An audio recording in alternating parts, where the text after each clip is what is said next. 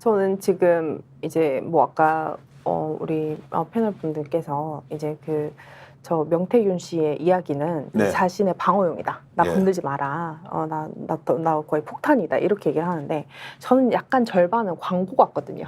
뭐라고요? 광고 같다고요. 광고. 네. 나 다음 선거 때 불러주세요. 왜냐면 네. 사실 이렇게까지 내가 영향력이 있어. 뭐 지방선거든 총선이든 곳곳에 나는 이렇게 뭐 심지어 난 대통령까지 만들었어. 왜냐면 이게 선거 같은 경우에는 더 잘 아시겠지만 잘하는 사람한테 또 가잖아요. 그러니까는 지금 아무리 문제 생겨도 결국 나 못 건들 거야. 그 다음에 나 또 누구 찾아야 되는지 알지라는 그런 메시지를 저는 계속 SNS에 공개를 하는 것 같아요. 네. 근데 이제 우리 강혜경 우리 공익신고자 같은 경우에는 이제 이제 절박한 거죠. 그러니까 그는 광고 반, 그러나 못 건들 걸, 약간 약 올리는 거 반. 그 다음에 협박하는 거, 뭐 이런 것들에 사실은 너무 진심으로 이 사건을 밝혀야 된다. 그게 약간 대비가 되더라고요. 자, 최상병 사건 관련해서 대구지검이 이례적으로 네. 재수사를 결정하지 않습니까? 네. 그리고 저 임성근 사단장을 피의자로 아예 딱 적시해서 압수수색을 해버렸어요. 이게 이제 반란이 일어났다 이렇게 저는 표현을 하는데요. 자, 이 건도 이제 검찰에서 수사할 수 있고 창원지검에서 지금 이 사건을 만지작거리고 있단 말이에요. 자, 그러면은 대통령실 뜻대로 계속 묻고 갈 것이냐, 아니면 송 대표님 드러내놓고 누군가는 반기를 들고 진실을 향해서 가보자라고 하겠느냐, 요 질문을 드리면 어떻습니까? 경계선상에 있는데 저는 민주당과 이제 조국혁신당 야당 대표님과 지도부에 요청하고 싶은 것은 경고를 해야 된다 보거든요. 이 문제에 대해서 심우정 지금 검찰총장과 이창수 중앙지검장, 최재훈 반부패 수사 2부장 이 세 사람이 김건희 도이치모터스 주가 조작 종결 처분할 수 있는 권한자들이잖아요. 네. 만약에 무혐의 처분을 하게 되면 세 사람을 다 즉각 탄핵하겠다라는 경고를 해야 된다 봅니다. 네. 그래서 실제로 바로 탄핵시켜버려야 돼요. 그래서 일단 어찌됐건 업무 정지를 도이치모터스 이렇게 증거가 차고 넘치는데 이거를 무혐의 처분한다는 것은 모든 보수 세력도 더 이상 쉴드를 할 수가 없어요. 오죽했으면 국민의힘이 이번에 김건희 특검법에 필리버스터를 안 했겠습니까? 네. 따라서 이것을 딱 하게 되면 검찰 조직은 전부 흔들린다고 봅니다. 예. 무너지고 자기가 언제든지 정권이 교체되면 자신의 행위가 다 사법 대상이 될 수 있다고 판단하기 때문에 저는 이 제2의 이러한 자율적인 검사들의 행위가 나올 수 있다 이렇게 봅니다. 자, 검찰이 움직여야 되는 거 하나, 국힘도 이것을 안 될 경우에 조치를 하겠다는 선언 하나, 그리고 이제 남아있는 문제가 명태균이 정말로 국민이 원하는 진실을 그대로 폭로해 줄 것이냐.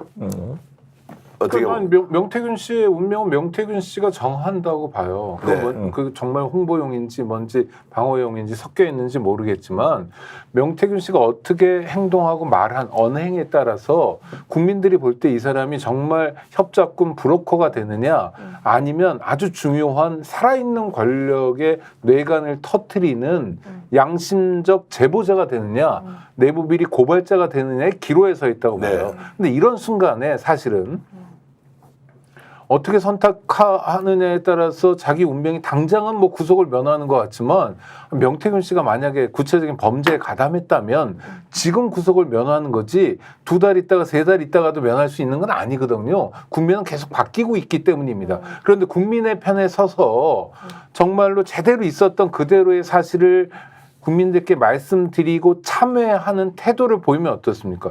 국민들이 그 사람을 보호해 주는 겁니다. 그러니까 역사의 힘, 국민의 힘을 믿고 그대로 가느냐 안 가느냐에 대한 자기 선택이 있을 것 같고요. 저는 검찰의 균열이 이미 시작됐다고 봅니다. 도이치모터스 사건에 대해서 검찰이 아니면 알 수 없는 이야기들이 언론 보도를 통해서 흘러나오고 있어요. 이건 여러 가지 이유가 있는데 정말 정의에 대한 뭐 이런 건 아닌 것 같고요.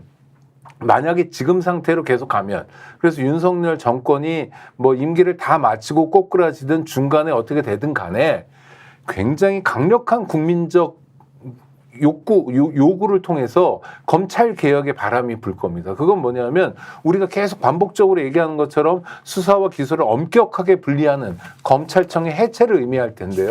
그럼 지금 검찰청에서 일하고 있는 검사들은 어떠냐면 이를테면 검사들이요. 정년 퇴임하는 사람이 거의 없습니다. 그렇죠? 아니 공무원이 좋은 게 정년 보장이 된다는 건데 정년 퇴임을 안 한다는 건 이를테면 부장검사까지만 가면 나는 바로 개업해가지고 정관예우 대접받으면서 돈 벌겠다는 거예요.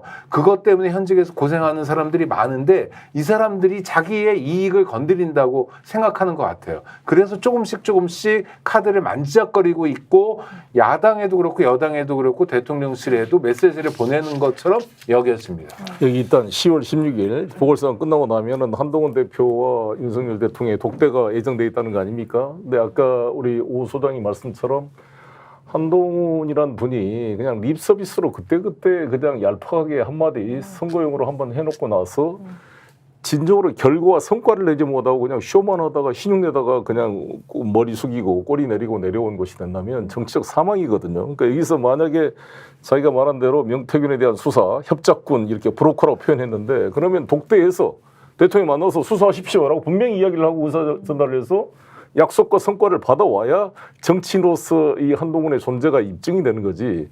거기 가서 또 말도 못하고 또 이틀막에서 고기만 먹고 돌아오면 의미가 없을 거고 의료 대란 문제와 이 문제를 풀고 와야 정치적인 뭐가 될 거라고 보여집니다. 네. 거기가 아마 중요한 파열구가 되지 않을까. 저는 근데 여기서 계속 이제 주인공은 이 사건의 주인공은 명태균 씨가 아닙니다. 강혜경 씨도 아닙니다.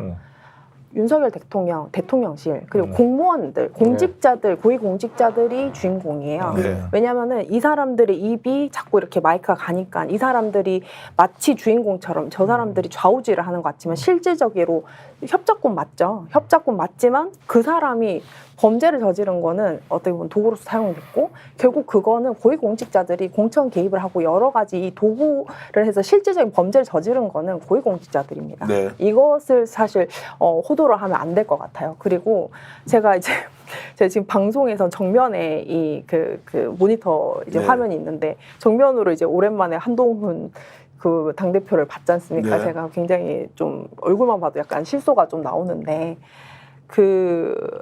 이 사람이 바로 직전에 직책이 법무부 장관이었습니다. 법무부 장관이었고 네. 바로 직전에는 검사였습니다. 그래서 이제 저렇게 무슨 자기가 바꾸겠습니다.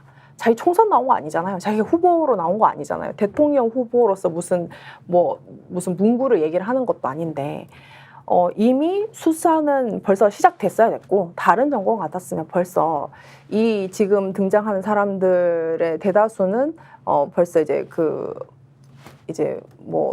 약간 구치소에서 이제 인터뷰를 하고 있었을 텐데 지금 굉장히 자유롭지 않습니까? 굉장히 이상하죠. 근데 제가 생각할 때는 이게 단순히 선거용을 넘어서 검사들이 이제 파열음이 날까라는 것들은 전 지금의 이 법무부 장관은 거의 나는 권력자가 되기보다 바보를 할 거야. 약간 이런 태도를 지금 보이고 있기 때문에 네.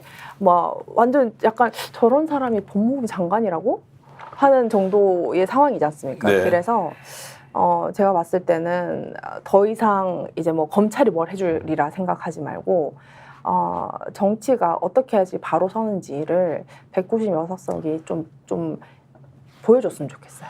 조성은 작가가 아까 윤석열 대통령 용산 그리고 고위직 공직자들이 이 사건의 주인공이라고 했는데 보통 주인공이라는 말은 긍정적 의미일 때 쓰고 장본인이라는 이제 얘기를 하고 지금 현재 화면에는 명태균이 더 많이 나오지만 실제로는 이것을 좌지우지하는 사람은 윤석열 대통령, 김건희 여사 이런 사람들일 것이다 라고 저는 말씀을 드리면서요.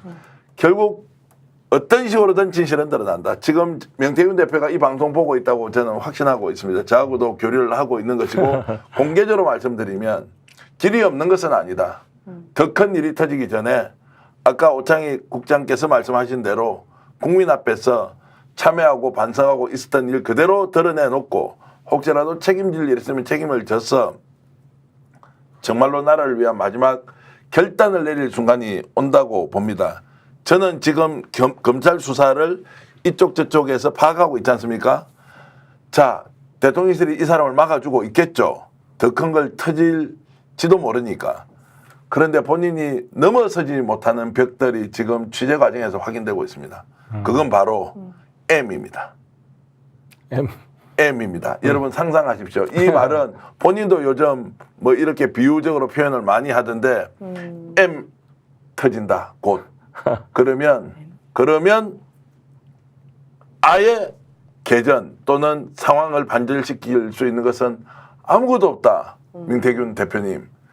지금 저와 인터뷰했듯이 강희경 씨가 스픽스에 나와서 국민들 앞에서 진실을 밝혔듯이 본인도 정말로 진실을 밝혀주면 좋겠다는 제가 참 순진한 말씀을 드립니다. 아니 정말로 중요한 얘기인데 명태균 씨랑 말을 섞어 보셨잖아요. 네. 말을 섞으면 우리가 그래도 이 사람이 그냥 형편없이 막 망가졌으면 좋겠어 이런 마음이 좀 없어지잖아요. 그런 마음으로 말씀하신 것 같아요. 그러니까 명태균 씨가 지금 예를 들어 국민의 편에 설 수 있는 시간이 많지 않다는 거예요. 맞습니다. 그리고 아니 홍준표 시장만 있는 게 아니라 곳곳에서 자기가 살기 위해서 뭔가 카드를 꺼내고 이런 상황들이거든요.